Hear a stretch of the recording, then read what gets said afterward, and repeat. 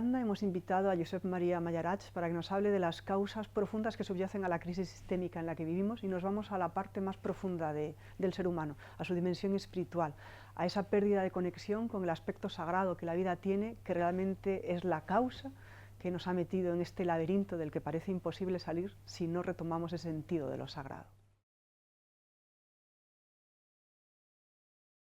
Pues buenos días. Buenos días. Muchísimas gracias por venir, Josep Maria. Encantado. Vamos a ir directamente al grano de lo que me gustaría tratar con usted. Muchos autores, entre ellos Syed Hussein Nasr, que es uno de los que más ha reflexionado en profundidad, yo creo, sobre la crisis ecológica, tiene una causa en la crisis espiritual del hombre moderno. ¿Cuál es la relación? ¿Nos lo puede desarrollar para entrar en materia? Bueno, a ver, no es fácil de resumir sus argumentos, que comparto prácticamente en su totalidad. Él subraya que las tendencias que generaron esta situación que se ha venido a llamar pues, crisis sistémica o crisis ecológica global, hay que situarlas en el tiempo entre el siglo XVII y XVIII, con antecedentes que se sitúan más o menos en el Renacimiento, y en el espacio en Europa central, Europa occidental, Europa central más o menos, ¿no? Es decir, en países culturalmente cristianos, básicamente iglesias reformadas, protestantes, y algunos países de la Iglesia católica, que estaban en el siglo XVII en un momento de declive espiritual. Este declive, digamos, esta pérdida, por decirlo así, de profundidad espiritual, sobre todo en la Iglesia católica, digamos, en los aspectos que hace relación a la naturaleza, y en las iglesias protestantes esto mucho más, porque desapareció, eliminaron prácticamente todo lo que sería la dimensión cósmica, digamos, en la simplificación cristocéntrica que operó el protestantismo, abrió un espacio para que surgiera el materialismo, el positivismo, que dio lugar a la revolución industrial y a todas las tendencias que han desarrollado la crisis ecológica global. Por tanto, digamos, la situación o el origen, digamos, de esta situación, que tiene efectivamente muchas lecturas, también se podría analizar sus causas en el nivel pues, más social o político o más económico, pero en un nivel más profundo, un nivel espiritual, pues hay que relacionarlas con el declive espiritual de estas dos ramas del cristianismo. Y yo incluso insistiría un poco más en las iglesias protestantes, porque ellos fueron realmente los grandes impulsores del positivismo y del materialismo, o sea, los países, digamos, donde estas iglesias eran dominantes, porque prácticamente eliminaron toda la dimensión cósmica de la religión cristiana, y esto tuvo unas consecuencias enormes. Entonces, cuando, por ejemplo, los ecologistas critican mucho a los cristianos, diciendo que la cristiandad fue la responsable de este desarrollismo salvaje, por esa frase que hay en el Génesis, ¿no? De henchid la tierra y sometedla. Es decir, usted habla más que es más un declive del cristianismo más que el propio cristianismo. Háblenos entonces cuál era la relación sana del cristianismo con la naturaleza. Bueno, antes de la segunda parte voy por la primera, digamos, ¿no? Efectivamente, bueno, solamente hay que examinar la historia del cristianismo, sus 2000 años de historia, su difusión geográfica también, para entender que efectivamente no hay una correlación, digamos, entre la difusión del cristianismo y la crisis ecológica global, ¿no? Durante siglos y siglos y siglos, reinos, imperios completamente cristianos nunca desarrollaron las tendencias que nos han llevado a la situación presente. Por otra parte, el materialismo, el positivismo y todas sus derivaciones, digamos, nunca hubiesen podido surgir de las iglesias orientales.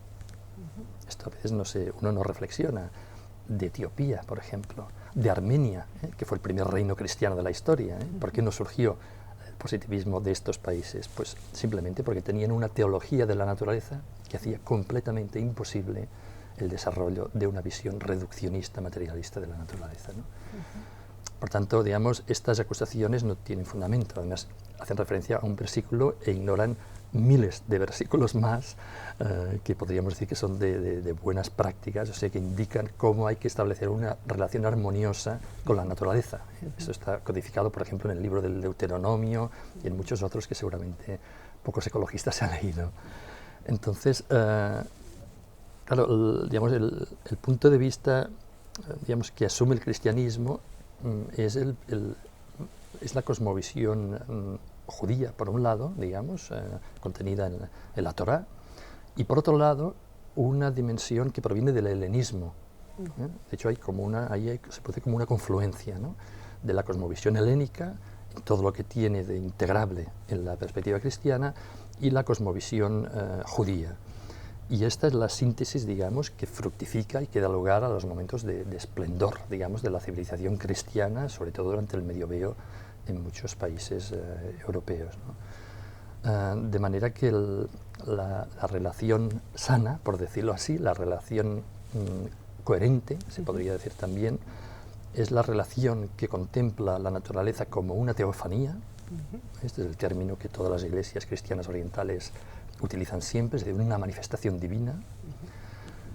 Es también una perspectiva que tiene en cuenta que toda la creación no solo es buena, como afirma la Biblia, sino bella, porque el término hebreo top significa tanto bello como bueno, y todo es bello y bueno, digamos. Toda la creación es entrañablemente querida por Dios. Toda la creación está cantando alabanzas continuamente a Dios. El único ser que tiene la opción de hacerlo o no hacerlo es el ser humano. Los demás seres no tienen opción. Por tanto, ya ve, o sea, la relación que los seres humanos pueden establecer con una creación, con unos seres creados, que son manifestación divina, que han sido entrañablemente amados y son entrañablemente amados por Dios y que cantan alabanzas continuamente, pues nunca jamás puede ser una relación en que haya una falta de respeto, una falta de cariño, una falta de empatía, diríamos nosotros, y por tanto tiene que ser necesariamente muy respetuosa. La forma, para tener unas palabras, digamos, más concretas, en que lo codificó San Benito, que es el padre de todo el monaquismo occidental, digamos, latino, y subrayo esto porque, de hecho, las comunidades monásticas son un ejemplo sostenido a lo largo de siglos de buenas prácticas en la relación con la naturaleza. Pues la regla de San Benito prescribe que hay que tratar todo el monasterio, y la visión de San Benito es que el monasterio es un organismo. La visión, digamos, medieval es siempre orgánica, ¿no? El universo es un organismo, la tierra es un organismo, la iglesia es también un organismo, el monasterio es un organismo, y este organismo tiene bosques, tiene prados, tiene cultivos, tiene jardines, tiene edificios, ¿no? Pues hay que tratar todo este organismo como si fueran vasos sagrados del altar. O sea, con la conciencia de la sacralidad de la naturaleza, ¿no? Este es el criterio, digamos, de relación saludable, de relación, digamos, coherente, normativa, desde un punto de vista cristiano. Entonces ahora vamos a la reducción que ha hecho esta ideología cientifista o positivismo, materialismo, ¿no? que también un autor, Fritjof Swan, reflexiona sobre como que el hombre tiene siempre en su naturaleza un sentimiento religioso y se ha hecho como un trasvase a nuevos ídolos, ¿no? El ídolo de la ciencia, ¿no? Que parece que ha reducido la naturaleza a medio ambiente, ¿no? Es decir, ¿cuál es la relación, en cambio, en contraste con esta relación saludable, la relación actual de la ciencia con la naturaleza o con el medio ambiente, como ellos lo llaman? Sí. Fíjese que en la Biblia no aparece la palabra naturaleza, no existe, digamos, ¿no? En la cosmovisión bíblica, tampoco en la helénica, digamos. En la helénica está physis por un lado y está cosmos. Cosmos incluye una dimensión de orden y de belleza al mismo tiempo. En la Biblia está el concepto de creación, que es un concepto teológico, ¿no? Con unas derivadas importantísimas. El concepto de medio ambiente es muy reciente, ¿no? Y otros conceptos conexos como el de recursos naturales o el de capital natural, etcétera, etcétera, ¿no? Claro, todos estos conceptos parten, por un lado, de una reducción, de ahí viene el término reduccionismo, ¿no? De una reducción de la visión de la realidad a su nivel tangible y mesurable, y de una cosificación, digamos, ¿no? O sea, de concebir la naturaleza como algo inanimado, en el sentido literal del término, o sea, sin alma, ¿no? Sin espíritu. Cualquier perspectiva espiritual, la cristiana entre otras, digamos, concibe la omnipresencia divina. Dios está presente en todo, en todos los seres, en la última mota de polvo, en el más pequeño resplandor del sol sobre una gota de agua, ¿no? Por tanto, claro, ha habido una reducción, digamos, de lo que es, ya digo, el concepto de realidad, por un lado, y un vaciamiento de lo que son los valores espirituales de la naturaleza. Y esto es lo que ha posibilitado, en definitiva, el hecho de considerar simplemente la naturaleza pues, como un recurso o como un ambiente, por decirlo así, ha posibilitado pues, el abuso, el expolio, la explotación, la degradación, la contaminación y todas estas relaciones patológicas con la naturaleza, que finalmente revierten sobre nosotros mismos, porque somos uno con la naturaleza. Entonces, el maltrato a la naturaleza es el maltrato a nosotros mismos, finalmente. O sea, no tenemos escapatoria, no podemos vivir bien maltratando a la naturaleza. No podemos tampoco pretender estar en armonía con la naturaleza sin estar en armonía con el cielo. Esa es otra pregunta que me surge, ¿no? Porque, por ejemplo, dentro del movimiento de la ecología profunda parece que sí se quiere recuperar el aspecto sagrado de la Madre Tierra, ¿no? Volver a darle un nombre más total a la realidad que representa. Pero el aspecto según las tradiciones, no se puede hacer sagrada la tierra si no se hace sagrado el cielo, que es el principio del que emerge. ¿Por qué nos cuesta tanto el concepto del principio creador, ¿no? Bueno, más el principio de Dios, incluso en el mundo de esta ecología profunda, que sí quiere devolver ese sentido sagrado? Bueno, es verdad que en algunas ramas, por decirlo así, o en algunos sectores de la ecología profunda, hay esta actitud, pero en otros no es así. O sea, no es algo que yo pienso que se pueda achacar, por decirlo así, a la ecología profunda en conjunto, ¿no? La ecología profunda, en principio, lo que fue como una reacción, por decirlo así, a la ecología como ciencia empírica occidental moderna, para buscar las implicaciones éticas y para buscar una coherencia en la vida personal y comunitaria en relación con los postulados de la ecología, digamos, ¿no? Claro, esto si una persona o una comunidad, da lo mismo, pues tiene una visión materialista, digamos, es posible en el plano material. Pero la inspiración de la ecología profunda en gran medida, sobre todo yo diría los últimos años que he seguido con más detalle, proviene de los pueblos indígenas.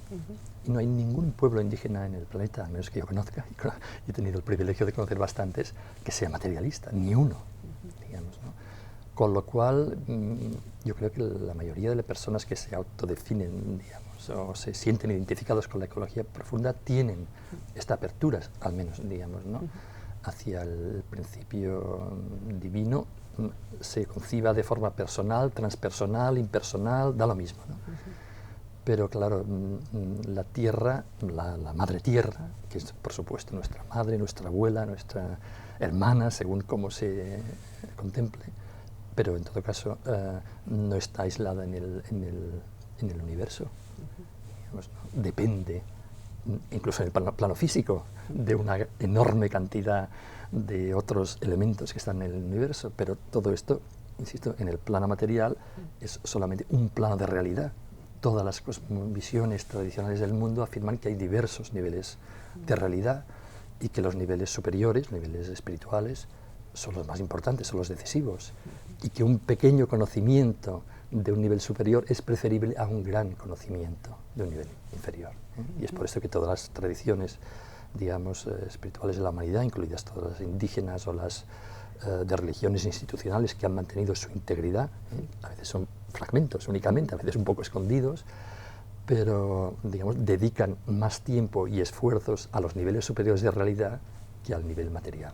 Al nivel material le dedican la atención que se merece, por supuesto, ¿no? Y el respeto y el cariño y el cuidado, pero no la mayor parte del tiempo ni la mayor parte de energías. Parece que todas esas tradiciones sapienciales coinciden con una metáfora a la hora de contar la naturaleza, ¿no? Como que el libro, que es un libro, ¿no? Que la tierra misma es una lectura divina, ¿no? Lo dice el Islam, lo dice el cristianismo, lo dicen los indios de las praderas, sintoísmo. Es decir, ¿cómo se aprende a leer ese libro? ¿Cómo se descifra el lenguaje del cosmos? Esta metáfora la utilizan todas las tradiciones que tienen escrituras sagradas. Vale. Las que son orales no la utilizan, vale. Por supuesto. Para ellos la naturaleza es la revelación, directamente. Digamos, todo el mundo es un santuario, es esta perspectiva, digamos, teofánica, integral y excluyente. O sea, no hay nada que no sea sagrado, por decirlo así, ¿no? Hay grados, se conciben grados de sacralidad únicamente, pero no hay nada profano en estas perspectivas más primordiales, por decirlo así. En las tradiciones escrituarias, las que se fundamentan en gran medida en escrituras sagradas, En todas ellas existe lo que usted ha apuntado precisamente, ¿no? La conciencia de que la revelación escrita es como una dimensión y que existe otra que es la revelación de la existencia, ¿no?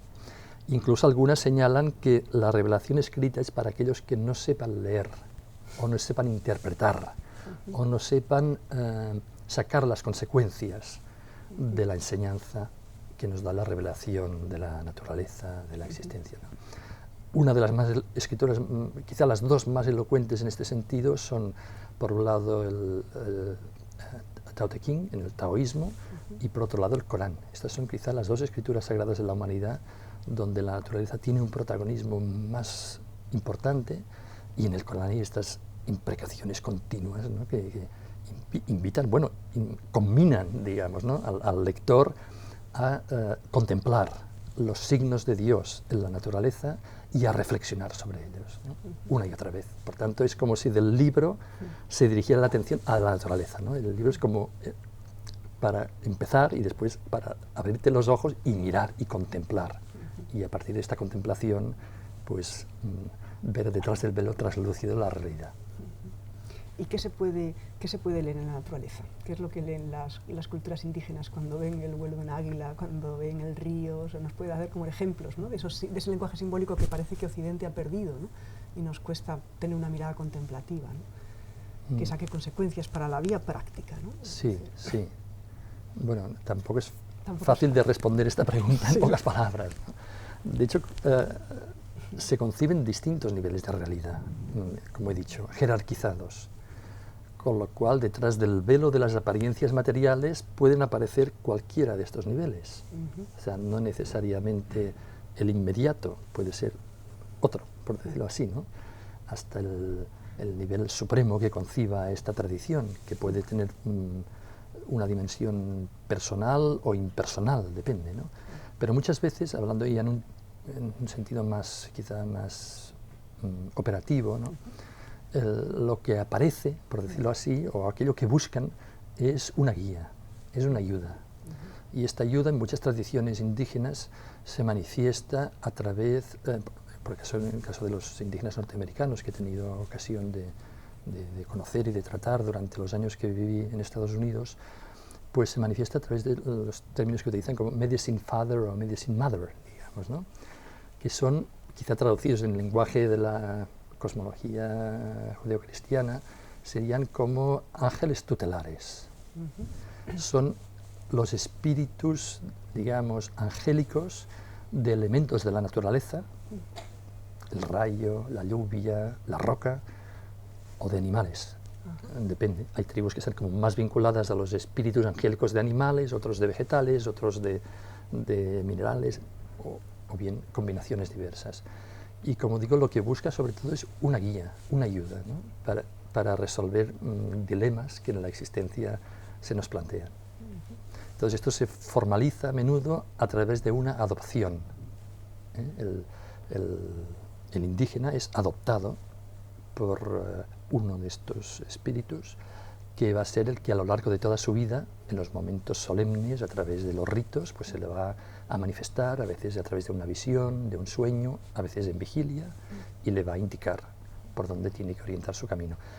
Esto es contemporáneo, o sea, no estoy hablando del pasado, esto es en el presente, cómo se relacionan miles de pueblos indígenas del mundo. Y quisiera subrayar una cosa que pienso que merece la pena tenerla en cuenta. El 70% de la biodiversidad del planeta está en territorios indígenas actualmente. O sea, a pesar de todos los genocidios, a pesar de que han quedado diezmados en muchos continentes, el 70% de la biodiversidad está en territorios indígenas y el 90% de las lenguas del mundo son indígenas. O sea que, a pesar de que son apenas un 10% de la humanidad, la responsabilidad que tienen para conservar la diversidad natural y cultural del planeta es enorme, con lo cual precisan todo nuestro apoyo y todo nuestro interés. Desde las organizaciones como UICN, a la que usted, con la que usted colabora, ¿no? o pertenece, se está teniendo muy en cuenta, ¿no? La voz de la tradición indígena a la hora de plantearse planes de conservación de los espacios naturales, ¿no? ¿De qué manera se están incluyendo esos valores intangibles o espirituales de esas tradiciones? Se están teniendo en cuenta, pero no hace demasiado. es la verdad. O sea, UICN, como la Unión Internacional para la Conservación de la Naturaleza, como muchas otras organizaciones internacionales, han surgido de Occidente. Utilizan únicamente lenguas occidentales. Sus 3 lenguas oficiales son occidentales. Y utilizan conceptos occidentales. Y durante más de 50 años han, de hecho, impuesto, por decirlo así, en sus desarrollos, de forma más o menos consciente, han impuesto la cosmovisión occidental materialista, la visión de la ciencia moderna contemporánea, como la única forma válida o legítima de entender y de aproximarse a la naturaleza, cosa que evidentemente es inaceptable y ha sido fuertemente cuestionado por todos los pueblos indígenas, y no solo por ellos, pero sobre todo por ellos, ¿no? Entonces el cambio se produjo en el 2003, en un congreso mundial que acaeció en Durban, en Sudáfrica, y es verdad que en estos últimos años ha habido un cambio significativo desde UICN, pero UICN hay que tener presente que tiene capacidad de influir, pero no de obligar. Entonces se trata de que las organizaciones, miles de organizaciones, miembros de UICN, sean gubernamentales o no gubernamentales, se hagan eco, digamos, de estas recomendaciones, de esta influencia que emana desde las comisiones de UICN, y vayan incorporando cada vez más la diversidad de cosmovisiones y de valores. Y quiero subrayar que la naturaleza ha sido conservada durante milenios precisamente porque se consideraba sagrada. O sea, el invento, digamos, de los espacios naturales protegidos modernos es de hace apenas un siglo. Y casi todos los parques y espacios protegidos, o los más importantes del mundo al menos, están en territorios que antiguamente habían sido, o sea, durante siglos o milenios, conservados porque habían sido considerados sagrados. Y de hecho hoy día hay países en el mundo donde los únicos espacios protegidos son espacios naturales sagrados. Y hay lugares donde, ya digo, se superponen. Entonces, todo esto es evidente que hay que tenerlo no solo en cuenta, sino hay que actuar en consecuencia.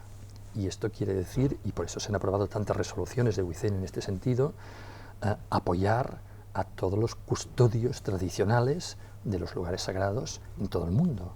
Y hablo tanto de pueblos indígenas como de custodios vinculados a religiones institucionales, por supuesto. Y estamos hablando de cientos de miles o de millones de sitios sagrados que hay en todo el planeta. Claro, porque a lo mejor lo que la gente olvida en Occidente, desde su mirada reduccionista, es que solo Occidente, o esa mirada profana o laica, es como un 12% respecto a un 80% del resto del mundo, que tiene un sentido, un sentimiento religioso muy actualizado, ¿no?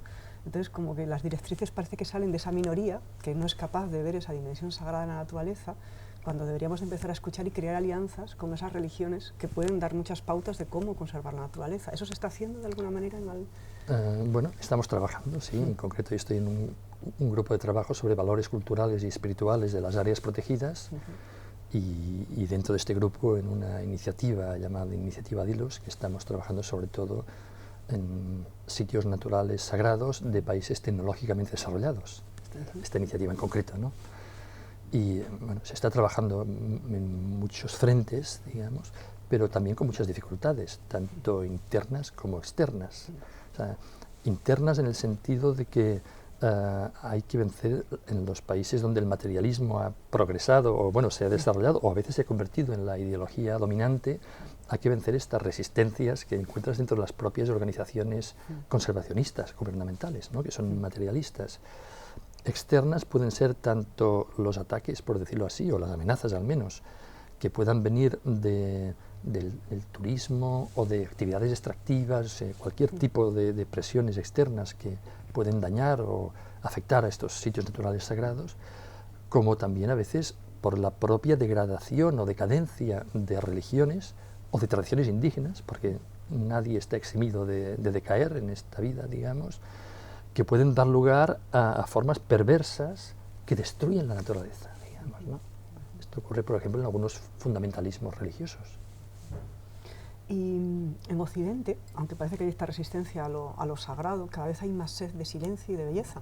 Es decir, que son dos de los atributos que podrían describir un espacio sagrado, ¿no? Supongo que hay otros más que a lo mejor nos los puede contar. Y creo que en Inglaterra los parques más excelsos tienen esos valores como en el centro, ¿no? O sea, que haya belleza y que haya silencio, ¿no? Pero en Occidente cada vez es más difícil acceder a esos dos valores, ¿no? ¿Se está teniendo en cuenta en las planificaciones de gestión de los espacios naturales el valor del silencio y de la belleza? ¿Se está teniendo en cuenta? Sí. Yo diría que de forma creciente y precisamente por la razón que usted señala, porque hay una demanda creciente y es una demanda que surge del opuesto precisamente, o sea, del hecho de que la mayoría de la población vive en entornos urbanos que no son silenciosos sino bastante ruidosos y que no son bellos sino bastante feos, digamos, ¿no? O al menos disarmónicos estéticamente hablando.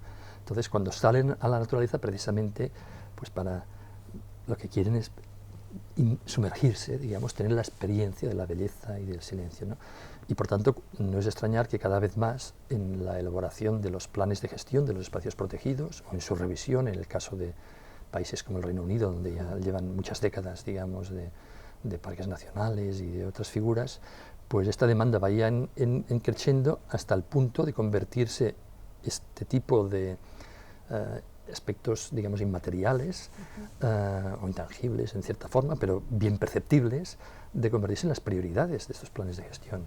Y esto hay que entenderlo de una forma muy concreta. O sea, esta prioridad quiere decir pues, que la consecuencia que van a sacar los gestores pues, será seguramente pues, la de eliminar carreteras, quitar aparcamientos, incluso eliminar señalización, digamos, o sea, hacer todo lo posible para facilitar lo que la gente, la mayoría de la gente en muchas sociedades europeas va a buscar a la naturaleza, que es precisamente no solo un bienestar, que es por supuesto quizá lo más inmediato, ¿no? Un cierto bienestar psicofísico, ¿no?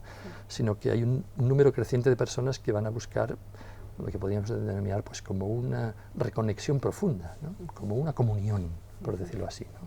Que esto se puede dar perfectamente en una espiritualidad laica, igual como se da en las espiritualidades religiosas. Porque ¿qué es lo que produce la belleza? ¿Qué es lo que produce la belleza? ¿O qué es la belleza que atrae consciente o inconscientemente a la mayoría de...? Bueno, la mayoría de tradiciones de la humanidad afirman que la belleza es una manifestación, un atributo divino, digamos, ¿no?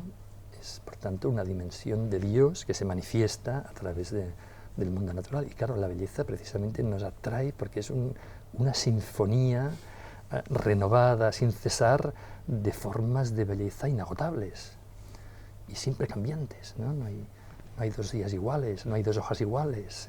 Entonces, claro, esta combinación de diversidad y de belleza, con sus ritmos, con sus formas, que realmente nos atrae porque forma parte también de nuestra esencia profunda, ¿no? Entonces, yo creo que cuando hablamos de comunión o de reconexión, digamos, ciertamente se puede entender a muchos niveles, también en un nivel físico también, digamos, ¿no? Pero también en un nivel psíquico y en un nivel espiritual, ¿no? Y la belleza yo diría que se introduce, por decirlo así, o conectamos con ella en el nivel psíquico y espiritual, en ambos, ¿no? Esta interfase, ¿no? que existe en el ser humano. ¿Y el silencio? El silencio es seguramente como un prerequisito, ¿no? Es como una condición previa para poder acceder a una percepción más profunda, más plena, más consciente. Pero claro, no es solo el silencio exterior. El silencio exterior, de nuevo, es como un prerequisito para el silencio interior, ¿no? Que es verdaderamente importante. Y es por este motivo también que cada vez se ofrecen más en espacios protegidos actividades silenciosas.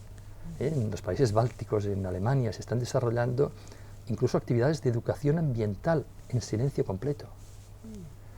En los Cárpatos se están organizando excursiones de una semana en silencio total, durante una semana. O sea, este tipo de actividades están proliferando precisamente porque ha llegado a la constatación que, sobre todo en el ámbito de la educación ambiental, también he tenido ocasión de trabajar, y estos días en Madrid tenemos precisamente el Congreso Internacional de Educación Ambiental, y mañana vamos a tratar este tema en una mesa redonda sobre ética y ecología profunda. Pues he llegado a la constatación de que el hecho de limitar el discurso de la educación ambiental al plano racional, que se han, digamos, mejorado mucho y se han pulido mucho los argumentos racionales para intentar convencer a las personas que deben de cambiar de actitud. Esto ha funcionado muy poco, ha tenido muy poca efectividad. Y bueno, y lo digo constatando que después de 3 décadas de desarrollo de educación ambiental en Europa, pues las tendencias siguen siendo insostenibles, el comportamiento de la mayor parte de la sociedad, a pesar de que hay cambios, pero en líneas generales, digamos, no ha habido los cambios que se esperaban, ¿no? Entonces la constatación es que hay que utilizar otros lenguajes y que hay que dirigirlos a otras dimensiones del ser humano. No quiere decir que tienen que ser mensajes irracionales, sino quizás suprarracionales, ¿no? Y por supuesto hay que involucrar las dimensiones espirituales y las dimensiones emocionales. Esto es importantísimo. Un mensaje que no vaya junto con una emoción fuerte, poderosa, no va a quedar grabado en el ser humano. Y es por esto que las nuevas propuestas que se están desarrollando de educación ambiental precisamente intentan conjugar estos elementos, ¿no? Y de ahí viene precisamente el silencio. Usted habla en alguno de sus textos, he leído, como la diferencia que creo que en Occidente no está muy clara, entre intelecto y raciocinio, ¿no? Es decir, como que la función intelectual es como que es desconocida en nuestro lenguaje, incluso se ha reducido a otro. ¿Qué significa? Porque creo que es un elemento fundamental para vehicular esa unión del cuerpo con el espíritu, ¿no? Sí, sí, efectivamente. Este es uno de los términos, hay muchos, venerables, digamos, importantes, que se han como desnaturalizado o que se han reducido de nuevo, ¿no? En el reduccionismo, ¿no? Con la naturaleza pasa lo mismo. O sea, el término naturaleza, que viene del latín natura, digamos, no se refería al nivel tangible y mesurable, que es el punto de vista de la ciencia occidental materialista, sino que englobaba todos los niveles de realidad. O sea, la natura es lo que hace nacer, natus, natividad, ¿no? Todo lo que hace nacer a todos los niveles de realidad. Digamos, ¿no? Intelecto, en la cosmovisión escolástica, digamos, medieval, el intelecto está en el corazón. En el corazón, en el sentido que la Biblia da al término corazón, porque también es otro término que también ha quedado su sentido reducido, pero señalo aquí para indicar que físicamente no está aquí, o sea, la razón está aquí, pero el intelecto está en el corazón. O sea, cuando se habla del conocimiento intelectual, en todos los autores clásicos se refiere al conocimiento cardíaco, que es el que comunica evidencias, que después la razón explica. Por esto todos los grandes teólogos cristianos, que poquísima gente, sobre todo el movimiento ecologista, habrá leído, subrayan siempre que la razón tiene que estar al servicio del intelecto. Muy bien, creo que es un matiz importante porque mucha gente a veces denosta la palabra intelectual como el intelectual mental, típico de Occidente, erudito, cansino. Sí, yo creo que tenemos un exceso de aproximación mental a los temas ambientales y que se precisa una aproximación por un lado más cardíaca y por otro lado más holística, o sea que involucre todas las dimensiones, incluida la física y la emocional del ser humano. Otra de las cosas que veo que en todas las tradiciones sapienciales, además de estos elementos que estamos como desgranando, belleza, silencio, siempre hay un cuerpo de virtud, tanto en el budismo, en el cristianismo, en el islam. ¿Qué virtudes son necesarias para purificar la mirada y se convierta en una mirada contemplativa? ¿Qué ramillete? Sí, sí, efectivamente, todas las tradiciones de la humanidad, sean orales, sean escritas, digamos, disponen de una cosmología, de un relato del origen del cosmos y a veces también de una escatología, de cómo va a terminar, o al menos cómo va a terminar un ciclo, ¿no? Porque algunas lo conciben como una sucesión indefinida de ciclos, y todas suministran también unas normas, a veces codificadas en forma de leyes sagradas, digamos, normas morales, que son las que rigen una relación armónica con nuestro entorno, no solo con el entorno humano, sino con todos los seres y todos los elementos de nuestro entorno, ¿no? En algunas eso está más desarrollado, en otras en menos. Entonces, ¿qué elementos hay en común? Esta sería un poco la pregunta.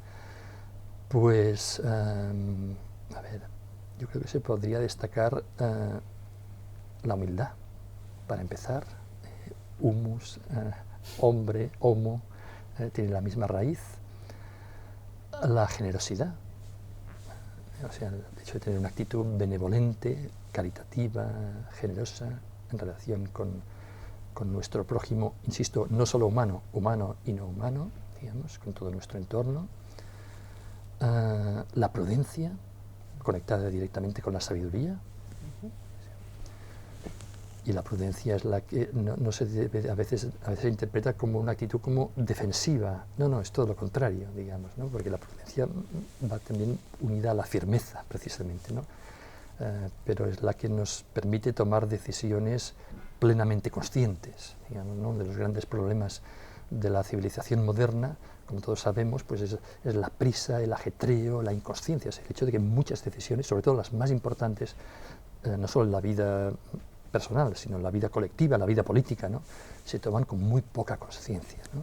Eso es inconsciencia de los efectos de nuestras acciones, ¿no? Precisamente lo que desarrollan la prudencia es esta actitud de ser consciente, al menos de hacer el esfuerzo para ser consciente de cuáles son las consecuencias, no solo próximas, sino las más lejanas, y en algunas constituciones indígenas se habla incluso de la séptima generación, ¿no?